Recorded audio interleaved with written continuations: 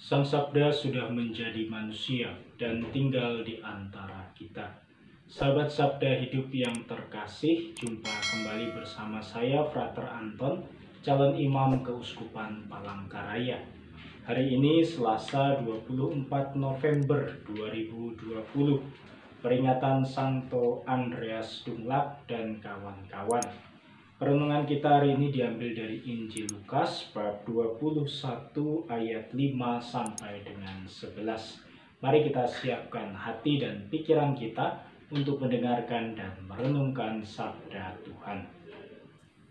Dalam nama Bapa dan Putra dan Roh Kudus, amin. Semoga Tuhan beserta kita sekarang dan selama-lamanya. Inilah Injil Yesus Kristus menurut Lukas. Dimuliakan Ketika itu beberapa orang berbicara tentang bait Allah dan mengagumi bangunan yang dihiasi dengan batu indah dan berbagai macam barang persembahan. Tetapi Yesus berkata kepada mereka, akan tiba harinya segala yang kalian lihat di situ diruntuhkan, dan tidak akan ada satu batu pun dibiarkan terletak di atas batu yang lain.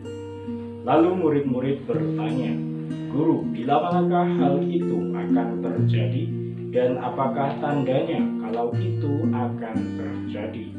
Jawab Yesus, waspadalah, jangan sampai kalian disesatkan. Sebab banyak orang akan datang dengan memakai namaku dan berkata, Akulah dia, dan saatnya sudah dekat. Janganlah kalian mengikuti mereka. Dan bila kalian mendengar kabar tentang perang dan pemberontakan, janganlah kalian terkejut. Sebab semuanya itu harus terjadi dahulu, tetapi itu tidak berarti kesudahannya akan datang segera.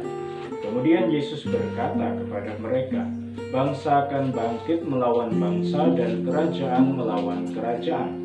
Akan terjadi gempa bumi yang dahsyat, dan di berbagai tempat akan ada penyakit sampar dan kelaparan.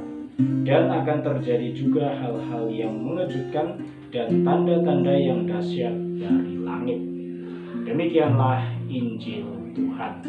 Terpujilah Kristus. Para sahabat Sabda Hidup yang terkasih, beberapa bulan yang lalu kita dikagetkan dengan suatu berita kontroversial mengenai bangunan megah bersejarah bernama Hagia Sophia. Bangunan tersebut memiliki sejarah yang cukup panjang.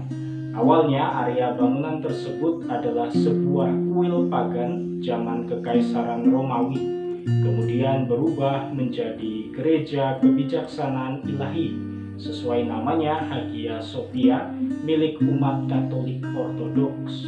Kemudian berubah lagi menjadi sebuah masjid, dan akhirnya oleh Presiden Turki yang pertama, Hagia Sophia dijadikan sebagai sebuah museum bersejarah yang juga menjadi warisan sejarah dunia dalam catatan UNESCO.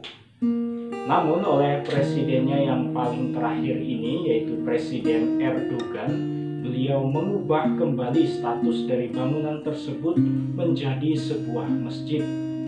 Peristiwa ini cukup disesalkan oleh banyak pihak, lebih-lebih umat Kristiani. Bahkan Paus Fransiskus sendiri mengaku sedih atas perubahan status Hagia Sophia dari museum menjadi masjid. Saya sendiri secara pribadi juga menyesalkan hal tersebut. Akan tetapi menjadi menarik apabila kita yang menyesalkan hal tersebut oleh karena pertimbangan nilai sejarah yang begitu tinggi melihat kesamaan dengan beberapa orang pada kisah Injil hari ini yang mengagumi bangunan bait Allah yang penuh dengan hiasan batu-batu indah dan berbagai macam persembahan.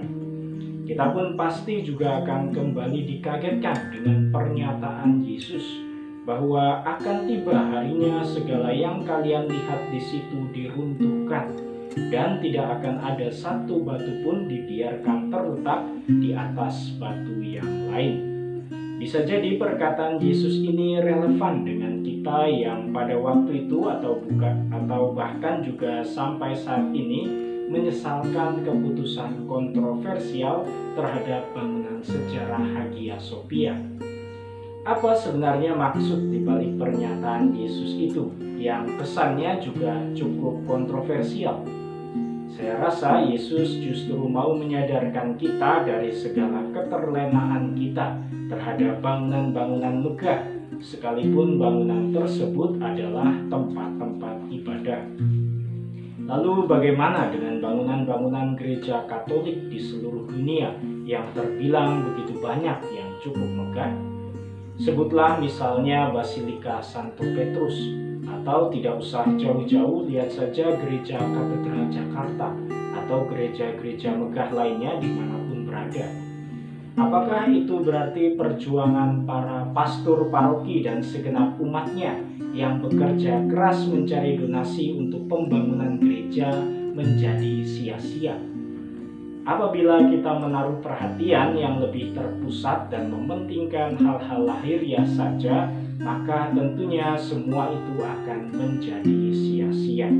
Justru melalui bacaan Injil hari ini, Yesus mengajak kita untuk kembali melihat manakah yang dinamakan sebagai sarana dan manakah yang dinamakan sebagai tujuan.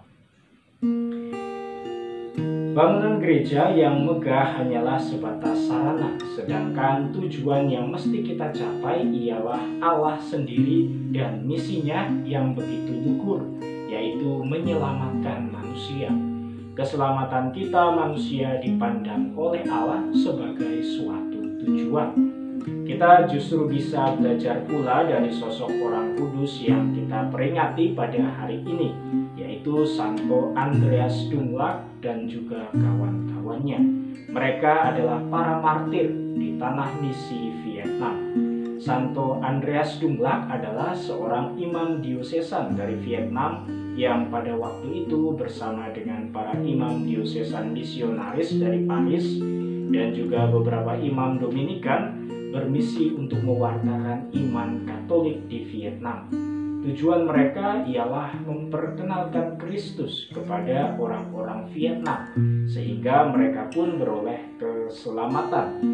Meskipun kemudian mereka justru terbunuh dan menjadi para martir, namun hidup mereka sungguh berharga karena mengupayakan apa yang menjadi tujuan luhur manusia, yaitu Allah sendiri.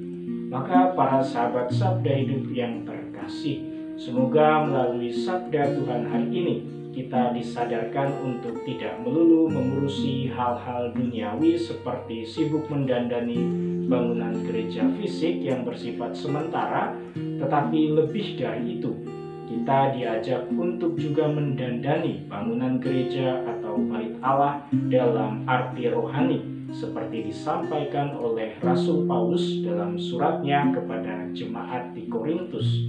Tidak tahukah kamu bahwa tubuhmu adalah bait Roh Kudus yang diam di dalam kamu? Maka apabila dalam diri kita sudah tidak ada lagi kuasa Roh Tuhan yang kita bangun dan pelihara melalui relasi dengannya, maka diri kita pun akan hancur seperti bangunan-bangunan megah lainnya yang pada saatnya nanti akan diruntuhkan. Semoga Allah yang Maha Kuasa memberkati kita, melindungi kita terhadap dosa, dan menghantar kita ke hidup yang kekal. Amin. Dalam nama Bapa dan Putra dan Roh Kudus. Amin.